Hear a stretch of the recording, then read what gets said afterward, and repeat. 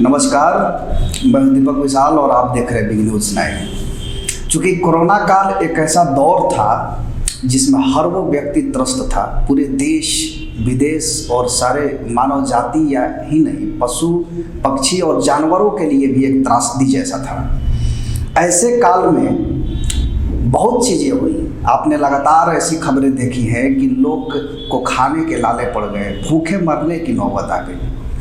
लेकिन इस दौर में भी बैंकों ने अपना रवैया नहीं छोड़ा।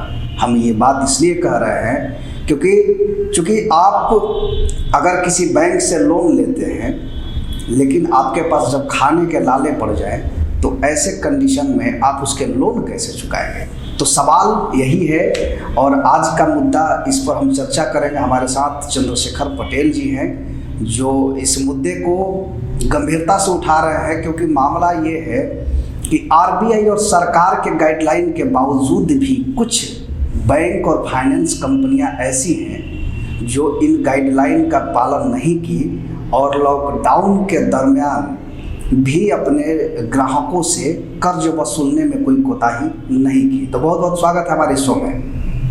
क्या लगता है पटेल जी, जिस तरह से बैंकों का रवैया बना इस लॉकडाउन पीरियड में भी, जिस तरह से लोगों का खून चूसा गया, इस पर आप क्या कहना चाहेंगे? रवैया तो बहुत ही खराब है।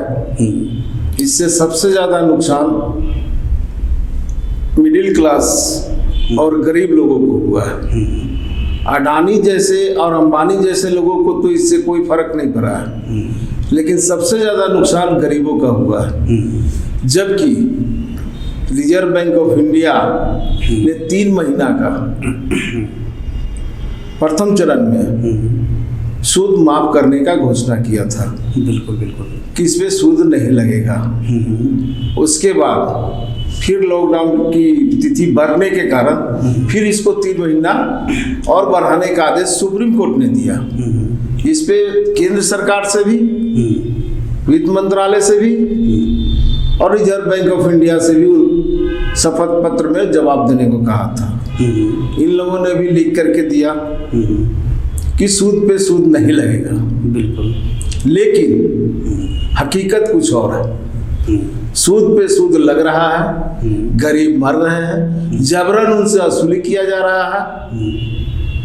किस तरह की वसूली होती है? जैसे जो ईएमआई है उसकी, या फिर जो ईएमआई छूट गया, जैसे लॉकडाउन में जब इनकम के सोर्स नहीं था तो लोग खाने जुटाने में परेशान थे, वो बैंक का ईएमआई कैसे भरते? तो वो जो ईएमआई जो छूट गया था उसके बदले में उस पर भी सूद लगा करके अब वसूला जा रहा है क्या?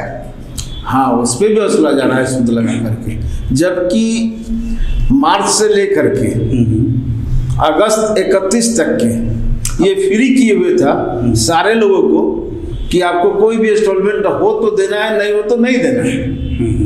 लेकिन सितंबर से सारे लोग ने अपना इंस्टॉलमेंट अपना शुरू कर दिया देने का। लेकिन बैंक सूद लेना बंद नहीं किया। बैंक आज भी 6 महीना का वो सूद भी और उसके ऊपर से भी फिर सूद ले रहा है, यानी डबल सूद रहा है। मतलब ये कहा जा सकता है कि ये जो पूरा ये चक्रवृद्धि ब्याज के रूप में ये चल रहा है, कंपाउंड इंटरेस्ट जिसको कहते हैं। हाँ, बिल्कुल। उस रूप में ये वसूला जा रहा है। बिल्कुल। चूँकि आपने इसका जवाब तलब भी मांगा है और मैंने रिजर्व बैंक ऑफ इंडिया के गवर्नर से मांगा है कि आप इस पे हमको बताएं कि वैसे कंपनियों के विरुद्ध आपने अब तक क्या कार्रवाई किया।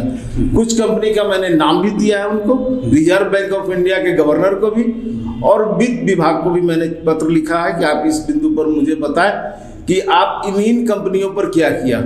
जैसे आपका मैग्मा फाइनेंस, टाटा फाइनेंस है, चोला फाइनेंस है, बंधन बैंक है, एसबीआई भी अभी जो महिला जीविका के थ्रू जो महिला लोग को जो लोन लिया था उससे भी सूद वसूली किया जा रहा है, जबकि उसको भी सूद नहीं देने का है।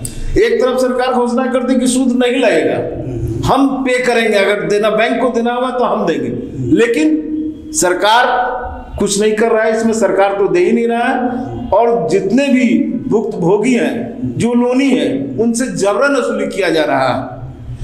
एक मुद्दा है, जैसे आपने कहा कि जो महिलाएं हैं जो ग्रामीण संगठन बना के स्वयं सहायता समूह जिसको कहा जाता है, उसमें महिलाओं को रोजगार करने के लिए या फिर उनके निजी जो भी रोजगार होता है, छोटे उद्योग, लघु उद्योग या कुटीर उद्योग कह लें, उसके लिए लोन दिया जाता था, जिसका वो आपस में बांट करके और लोन लिया करते। क्या इसमें भी रिकवरी की जा रही थी? इसमें भी रिकवरी की नहीं जा रही थी, की जा रही है अभी तक के। सारे लोगों से एक एक पैसा जोड़ के लिया जा रहा है 6 महीना का। पहले तो सूद पे सूद लिया जा रहा है, यानी 10 रुपया के सूद जो हो रहा था, अभी 10 का सूद और प्लस मूलधन, यानी दोनों जोड़ के ले रहे हैं। एक पैसा छोड़ने का कोई प्रश्न ही नहीं है, एक पैसा बैंक छोड़ नहीं रहा है, ना फाइनेंसर छोड़ रहा है।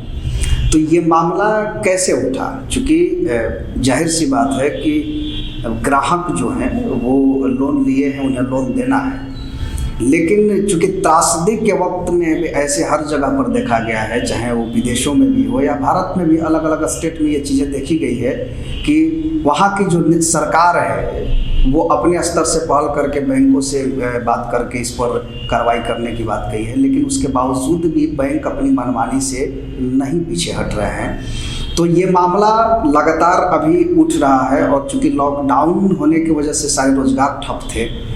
पटेल जी, आपको इन सारे चीज़ों में क्या देखने को मिला? और आप चूँकि समाज में घूम रहे हैं, लोगों से मिल रहे हैं, तो उनकी क्या समस्याएं थी?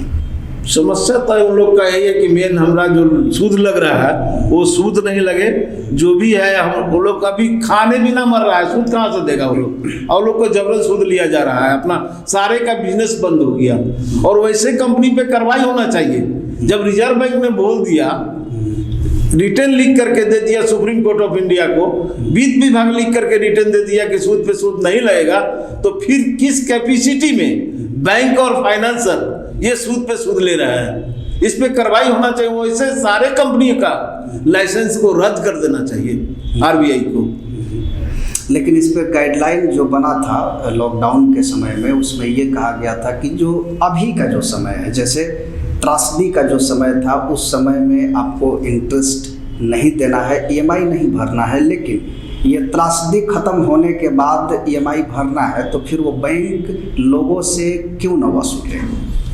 ईएमआई लोग दे रहे हैं, लेकिन ईएमआई पे भी सूद लिया जा रहा है, ये गलत है।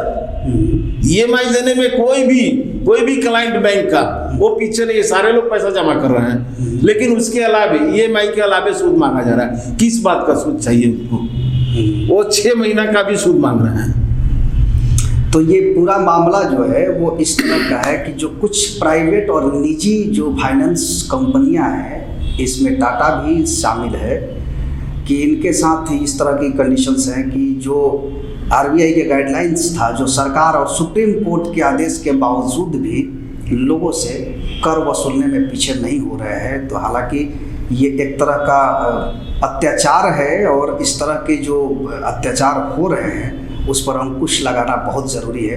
तो आप इस पर क्या मांग करते हैं पटेल जी?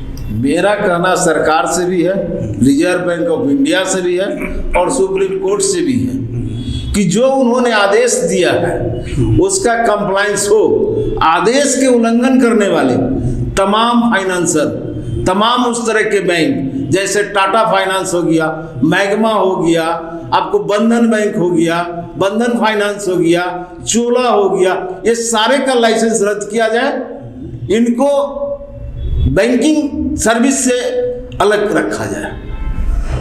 तो ये तमाम संवाद हम इसी विषय पर कर रहे थे, और हमारे साथ चंद्रशेखर पटेल जी हैं।